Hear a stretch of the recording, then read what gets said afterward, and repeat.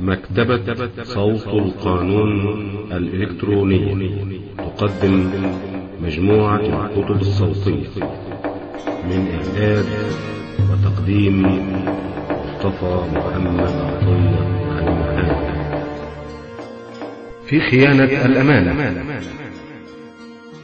تمييز أركان جريمة خيانة الأمانة عن السرقة تمييز حديث نسبيا يرجع إلى تشريع الثورة الفرنسية، فقد كانت أغلب الأفعال المعاقب عليها الآن وصفها خيانة أمانة تدخل تحت وصف جريمة سلب مال الغير على وجه عام كما كان يعرفها القانون الروماني، فلم تكن هذه الجريمة هي فعل انتزاع الحيازة فحسب، بل كانت تشمل أيضا بعض أفعال تبديد مال الغير بسوء نية، كما كان الكثير من هذه الأفعال يفلت من العقاب كلية ويعد مجرد أفعال غش وتدليس مما يستوجب المساءلة المدنية فحسب. وظلت الحال في جوهرها على هذا المنوال في تشريع النظام القديم في فرنسا، وعند وضع تشريع الثورة في سنة 1791 تضمن لأول مرة النص على عقاب خيانة الأمانة بوصفها جريمة قائمة بذاتها تتميز عن جريمة أخرى من جرائم سلب مال الغير وهي السرقة بفعل التسليم الذي يتميز به النصب أيضا، ولكن التسليم يكون هنا بعقد من عقود الأمانة ولا يكون نتيجة طرق احتيالية كما في النصب. ويمكن القول في معرض التفرقة بين السرقة والنصب وخيانة الأمانة من زاوية الفعل المادي في كل منها أن ما يصدر من الجاني في السرقة هو انتزاع حيازة المال بغير رضاء المجني عليه، وفي النصب هو الاستيلاء على حيازته برضاء صاحبه نتيجة للاحتيال. أما في خيانة الأمانة فهو الاحتفاظ بالحيازة بعد تسلم المال بمقتضى عقد معين، وكل ذلك للوصول إلى غاية مشتركة واحدة هي تملك المال المجني عليه وحرمانه منه. وقد كان عقد الأمانة في مبدأ الأمر هو عقد الوديعة فحسب، ثم أضيف إليه في المادة 408 من تشريع سنة 1811 عقد الاستصناع بأجر، ثم أضاف قانون صدر في سنة 1832 عقود الإيجار والوكالة والاستصناع ولو بغير أجر، وأخيرا أضاف قانون صدر في سنة 1863 إلى عقود الأمانة عقدي الرهن وعارية الاستعمال، فاتخذ في المادة 408 من قانون العقوبات الفرنسي بذلك شكلها الأخير الذي عنه أخذنا أحكام خيانة الأمانة في قوانيننا المتعاقبة، وانتهت إلى المادة 341 من قانون العقوبات الحالي. ولكن مع استقرار التمييز بين هذه الجريمة وبين السرقة والنصب من حيث طبيعة الفعل المادي في كل من هذه الجرائم الثلاث، إلا أنه يجمع بينها أنها تقع كلها بنية تملك مال مملوك للغير، وهذا المال يكون منقولا، ولذا اعتبرها الشارع متماثلة في أحكام العون، كما يميل الرأي السائد إلى معاملتها كلها على قدم المساواة فيما يتعلق بشرط الشكوى اللازمة لتحريك الدعوى الجنائية عنها عند وقوعها على الأزواج أو الأصول أو الفروع. Voice of the Law Library. مكتبة صوت القانون الإلكتروني تقدم مجموعة الكتب الصوتية من إعداد وتقديم مصطفى محمد عطية المحامي.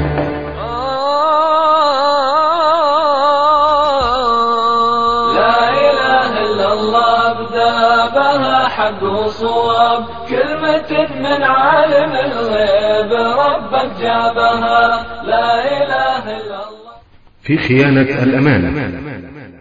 في أركان خيانة الأمانة وعقوبتها نصت المادة 341 على أن كل من اختلس أو استعمل أو بدد مبالغ أو أمتعة أو بضائع أو نقودا أو تذاكر أو كتابات أخرى مشتملة على تمسك أو مخالصة أو غير ذلك إضرارا بمالكيها أو أصحابها أو واضع اليد عليها وكانت الأشياء المذكورة لم تسلم له إلا على سبيل عارية الاستعمال أو الرهن، أو كانت سلمت له بصفة كونه وكيلا بأجرة أو مجانا بقصد عرضها للبيع أو بيعها أو استعمالها في أمر معين لمنفعة المالك لها أو غيره، يحكم عليه بالحبس ويجوز أن تزاد عليه غرامة، وهي تقابل المادة 408 من قانون العقوبات الفرنسي.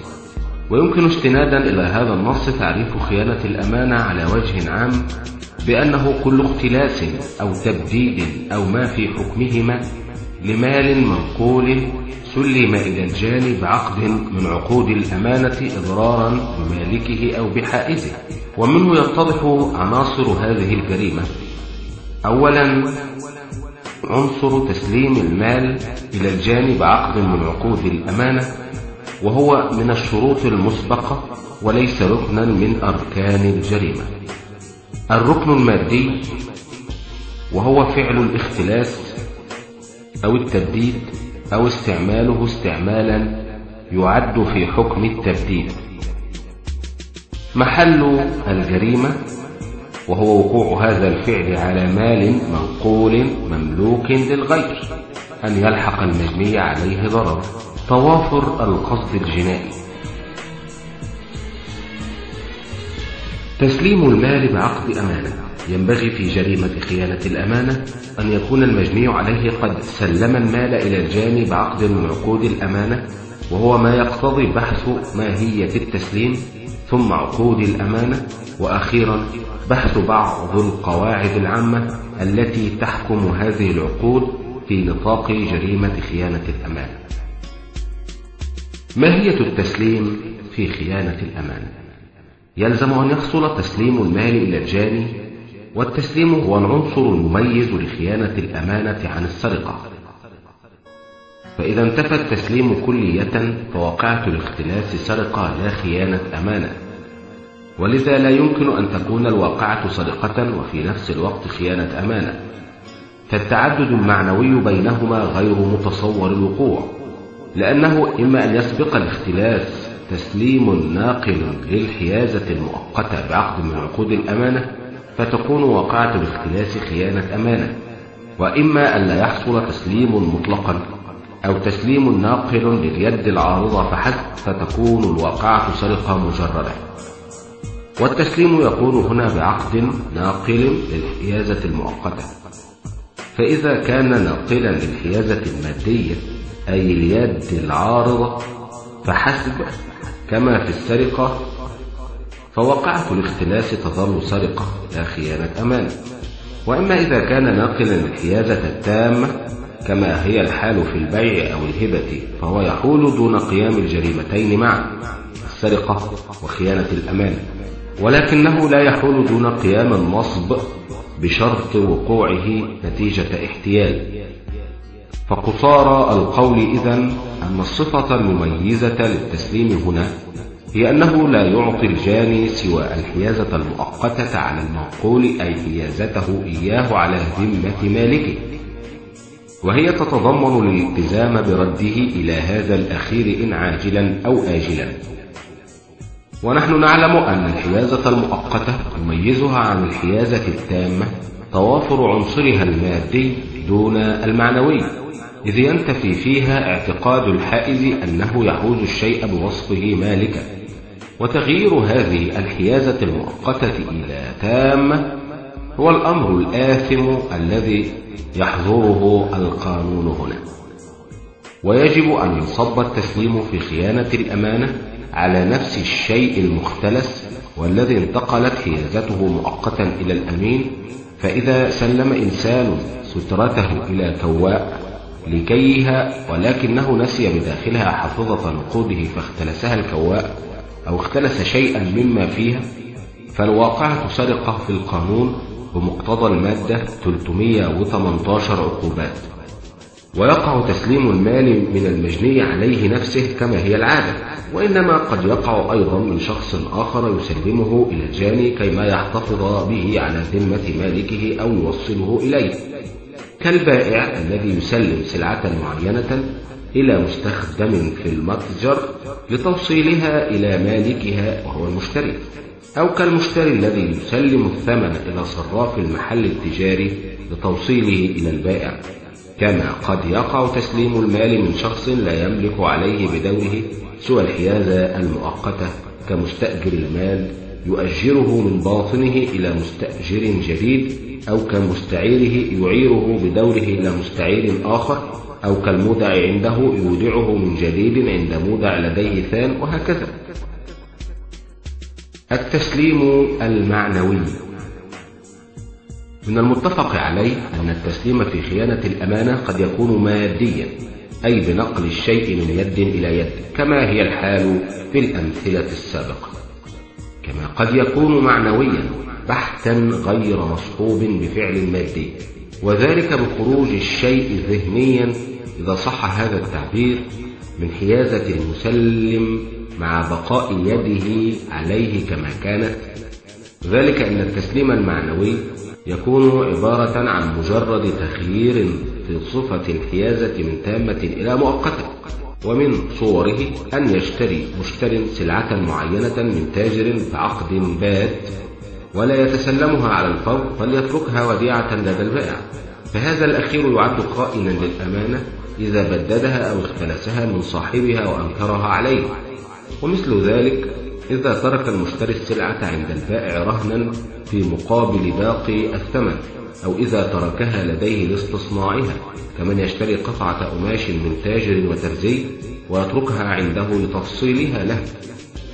وقد قضي بأن زارع الأرض إذا التزم بدفع قيمة الأجرة عينا كمية معينة من القطن ثم احتفظ بنصيب المالك وديعة بين يديه حتى يتم التصرف فيه، يكون خائنا للأمانة إذا تصرف بعد ذلك في هذا القطن دون موافقة المالك واستولى على الثمن لنفسه. والتسليم هنا معنوي بحت كما هو ظاهر إذا تصرف في شيء منها قبل أن يقضى في النزاع نهائيا، أو بعد أن يقضى بعدم ملكيته لها. وقد يقع التسليم المعنوي على قيميات أو مثليات بشرط أن يلتزم الأمين برد الشيء إلى صاحبه. التسليم الرمزي. قد يكون التسليم إلى الأمين رمزيا بحتا، فلا يقع تسليم الأشياء موضوع عقد الأمانة ماديا إليه، بل تسلم له أشياء أخرى تعد رمزا لها فتغني عن التسليم المادي، ومن ذلك تسليم السندات المعطاة عن البضائع والمعهود بها إلى أمين النقل أو المودعة في المخازن، فهو يقوم مقام تسليم البضائع ذاتها. المادة 954 فقرة 1 من القانون المدني. كما أن مفتاح المخزن أو الخزانة يشبه تذكرة أمين النقل، من حيث أن تسليم كل منهما يجعل حائزه حيازة رمزية لمنقول ليس في يده فعلا، وإنما ينبغي في جميع الأحوال أن يكون التسليم الرمزي معبرا عن تسليم فعلي ونقل حقيقي للحيازة المؤقتة إلى الأمين، وإلا فلا تقوم الجريمة، فهو قرينة قانونية على التسليم الفعلي ولكن غير قاطعة. فللأمين أن يثبت بكافة الطرق أن الأشياء موضوع عقد الأمانة لم تصل إلى حيازته الفعلية لسبب أو لآخر. Voice of the Law Library. ونتابع مع عقود الأمانة. عقود الأمانة تستلزم المادة 341 من قانون العقوبات تسليم المال بعقد من عقود الأمانة، وهي الوديعة أو الإجارة أو على سبيل عارية الاستعمال أو الرهن، أو كانت سلمت له بصفته وكيلا بأجرة أو مجانا بقصد عرضها للبيع أو بيعها أو استعمالها في أمر معين.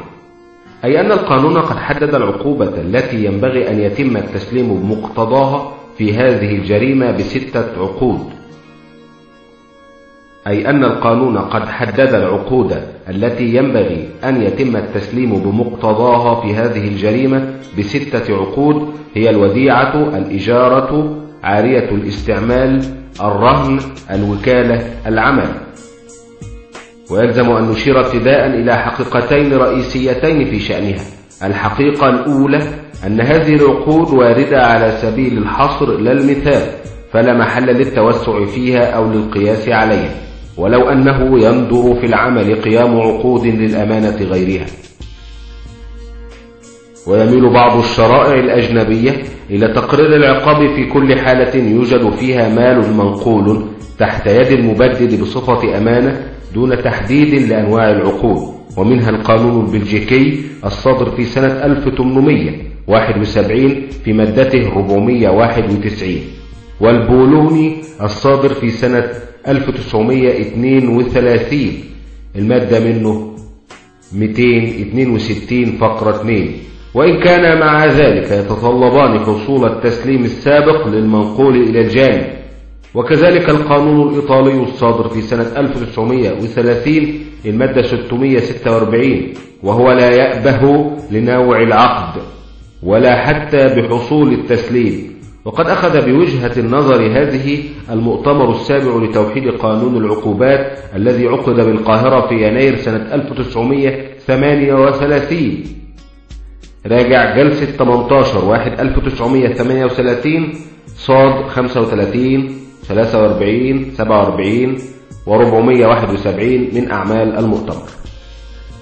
والحقيقة الثانية هي أن مناط العقاب في هذه العقود جميعا ليس في مجرد الغش أو التدليس، بل الاعتداء على ملكية الغير. لذا ينبغي أن ينصب الفعل المادي فيها على سلب مال الغير، أي ملكية الرقبة، لا مجرد مخالفة شروط التعاقد، بالغة هذه المخالفة ما بلغت من الخطورة ومن الإضرار بثروة مالك. العقد الأول، الوديعة.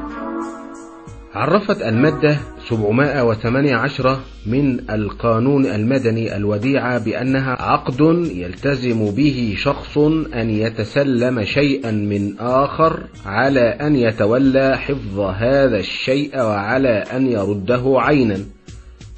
وقد نظمت أحكام الوديعة المواد 718 إلى 738 من القانون المدني. وقد أصبحت الوديعة عقدا رضائيا في قانوننا بعد أن كانت عقدا عينيا لا يتم إلا بالتسليم في القانون المدني السابق الذي كان يأخذ بالتقليد الروماني البالي الذي ظل باقيا بعد أن اختفى ما يبرره. وهذا ما ذكرته مجموعة الأعمال التحضيرية للقانون المدني في الجزء الرابع. والتزام المودع عنده برد الشيء بعينه إلى المودع عند طلبه شرط أساسي في الوديعة، فإذا انتفى هذا الشرط وجاز للمودع عنده أن يرد المال أو قيمته أو ما يماثله انتفى معنى الوديعة. ولذا قضي بأنه إذا سلم قطن إلى محلج بموجب إيصالات ذكر فيها أنه لا يجوز لحاملها طلب القطن عينا، ثم تصرف صاحب المحلج في القطن بدون إذن صاحبه، فلا يعتبر ذلك تبديدا. وقد نصت المادة 725 من القانون المدني على أنه إذا كانت الوديعة مبلغا من النقود أو أي شيء آخر مما يهلك بالاستعمال وكان المودع عنده مأذونا له في استعماله اعتبر العقد قرضا، وهو نص يترتب عليه انتفاء الجريمة عندئذ مهما امتنع المودع عنده عن الرد أو عجز عنه. ويوصف هذا العقد أحيانا بأنه وديعة ناقصة، وما يميزها عن الوديعة التامة هو الإذن للمودع عنده باستعمال النقود، بحيث إذا انتفى هذا الإذن ظل العقد مع ذلك وديعة بمعناها الصحيح. ويكون امتناع المودع عنده عن الرد مما تتحقق به عناصر الجريمة. وإذا كانت الوديعة من القيميات ولكن أبيح للمودع عنده أن يرد قيمتها في حالة التلف أو الهلاك، فإن العقد يكون مع ذلك وديعة تامة. ومن ذلك ما قضي بأن جهاز الزوجة من القيميات، وأنه إذا سلم والد الزوجة إلى زوج ابنته هذا الجهاز بموجب عقد وديعة فتصرف فيه هذا الأخير عد مبددا دون أن ينفي ذلك مجرد الاشتراط عن رد قيمة الشيء إذا فقد. لأنه نص على أن الرد يكون عينا ما دام الشيء موجودا. ومما يتصل ببحث متى تتوافر الوديعة تسليم حرز مغلق إلى شخص مع احتفاظ مالكه بمفتاحه، وبالعكس تسليم المفتاح مع الاحتفاظ بالحرز، والعبرة هي بالبحث عن نية المسلم. الوديعة الاضطرارية أو اللازمة هي وديعة تنشأ عن ظروف قهرية تضطر الإنسان إلى إيداع ماله عند أول من يصادفه ويقبل الإيداع لديه، كما في حالة حصول حريق أو فيضان أو حوادث نهب، وهي تخضع للأحكام العامة في الوديعة، إلا أنه يجوز إثباتها بالبينة بالغة ما بلغت قيمتها لتعذر الحصول على دليل كتابي في الظروف التي تنعقد فيها. وتشبه الوديعة الاضطرارية أو تعد نوعا منها الوديعة الجارية، مثل أمتعة المسافر إذا نزل في خان أو فندق، وهي أيضا يجوز فيها الإثبات بالبينة بالغة ما بلغت قيمتها، لأن العرف لم يجري فيها على أخذ دليل كتابي، ولأنه يصعب فيها التعامل بالكتاب. وتسري أحكام الوديعة الجارية على المحلات التي ينزل فيها المسافرون وإن لم يقدم لهم فيها الطعام، وعلى الغرف المفروشة، ولكنها لا تنطبق على أصحاب المحلات التي يمكث فيها الأشخاص فترة قصيرة دون إقامة، كالأندية والمطاعم والمقاهي والملاهي، لأن ما يكون مع الرواد منها من سلع مختلفة كالمعاطف والقفازات والعصي لا يسلم إلى أصحاب هذه المحال، بل يبقى في حيازة أصحابها وتحت حراستهم. فإذا اختلس صاحب المقهى أو الملهى أو غيره من العمال شيئا منها فالواقعة سرقة. أما إذا أودعت هذه الأشياء إيداعا فعليا بتسليمها في الأمانات واختلس من سلمت إليه شيئا منها فالواقعة خيانة أمانة لا سرقة. وقد قضي بأنها تعد وديعة اضطرارية تفلت من قيود الإثبات بالكتابة أن يودع شخص عند آخر تربطه به صلة عمل مبلغا من النقود ليحفظه لديه إلى الصباح لمناسبة مبيتهما معا في غرفة واحدة بإحدى القرى، فيأخذه ويفر به، وتكون الواقعة على هذا النحو خيانة أمانة لا سرقة. الوديعة القانونية بجانب الوديعة التي يكون مصدرها عقد توجد وديعة مصدرها القانون، وتسري عليها بطبيعة الحال أحكام خيانة الأمانة كالوديعة العقدية. ومن صور الوديعة القانونية أن يكون لقاصر أموال في يد وليه الشرعي، ويلاحظ أن الولي الشرعي لا يعتبر خائنا للأمانة إذا تصرف فيها دون إذن المحكمة المختصة، بشرط أن يكون عدلا مستور الحال أخذا بقاعدة شرعية وهي قرينة لمصلحة الولي غير قاطعة. ويعد كذلك مودعا لديهم قانونا الأمناء الحكوميون على الودائع والأوراق المكلفون بحكم وظائفهم بالمحافظة عليها وبشرط حصول التسليم إليهم، إلا أن المادة 112 عقوبات تعاقب على ما يقع من مأمور التحصيل أو المندوبين له أو الأمناء على الودائع أو الصيارفة من اختلاس أو إخفاء شيئا من أموال التي في عهدتهم، بوصف ذلك جناية اختلاس، وهي صورة مشددة من صور خيانة الأمانة. الحراسة من المتفق عليه أن أحكام خيانة الأمانة تسري على الحراسة بوصفها صورة خاصة من الوديعة، أو بعبارة أدق هي عقد يجمعها مع الوديعة نوع واحد، وكل الفرق بينهما هو أن الحارس مكلف بإدارة المال ورده إلى من يثبت له الحق فيه، لأنها تكون عادة على الأموال المتنازع عليها. والحراسة إما أن يحدد نطاقها في العقد أو في نص القانون، وبحسب مصدرها تكون عقدية أو قانونية أو قضائية. وتكون الحراسة عقدية كما في حالة اتفاق اثنين متنازعين على مال على إيداعه عند ثالث حتى ينتهي النزاع، فإذا لم يتفق على ذلك جاز للقضاء أن يعين حارسا للمحافظة على حقوق الطرفين حتى يتم الفصل فيه. وتعد الحراسة على الأموال المحجوز عليها حراسة قانونية، لأن قانون المرافعات فرض إقامتها، وهي تخضع لقواعد خاصة بها بوصفها من ضمن إجراءات التنفيذ على أموال المدين. ومن المتفق عليه أن أفعال التبديد لها هنا مدلول واسع، وإن كانت في النهاية تخضع لحكم المادة 341 عقوبات إذا لم يكن الحارس هو المالك. ولحكم المادتين 341 و 342 إذا كان الحارس هو نفس المالك. وهذه المادة الأخيرة تقيم جريمة على حدة تعد ملحقة بخيانة الأمانة. لا إله إلا الله أبدى بها حق وصواب، كلمة من عالم الغيب ربك جابها. عارية الاستعمال. Voice of the Law Library. عرفت المادة 635 من القانون المدني عارية الاستعمال بأنها عقد يلتزم به المعير أن يسلم المستعير شيئا غير قابل للاستهلاك ليستعمله بلا عوض لمدة معينة أو غرض معين على أن يرده بعد الاستعمال. وقد كانت العارية عقدا عينيا يتم بالتسليم في القانون المدني القديم، ثم جعلها القانون الجديد عقدا رضائيا يتم بتلاقي الإيجاب والقبول. وتنبغي التفرقة بين عارية الاستعمال وهي ترد على المنفعة فحسب وتنقل الحيازة المؤقتة، وعارية الاستهلاك وهي ترد على ملكية الرقبة وتنقل الحيازة التامة. عارية الاستهلاك تنقل الحيازة التامة، فهذه الأخيرة في حقيقتها الفعلية قرض، والأصل فيها أن تكون بلا فائدة إلا إذا نص على خلاف ذلك. وقد أدمج القانون المدني أحكامها في أحكام القرض.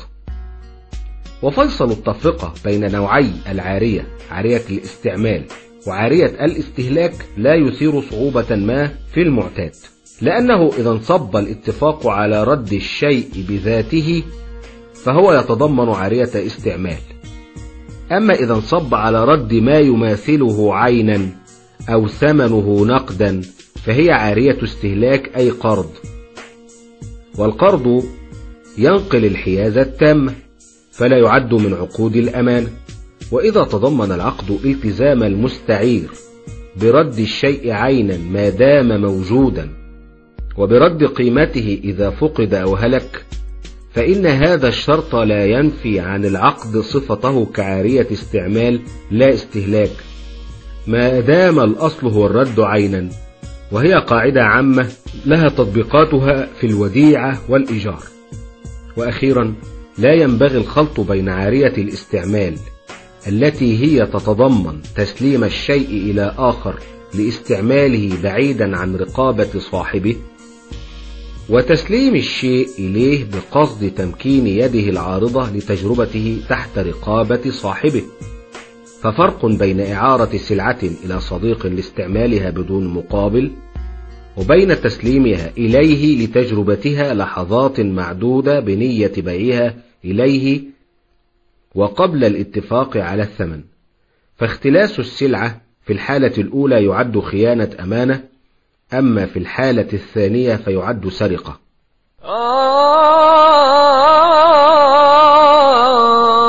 لا إله إلا الله أبدى بها حق وصواب، كلمة من عالم الغيب ربك جابها. لا إله إلا الله.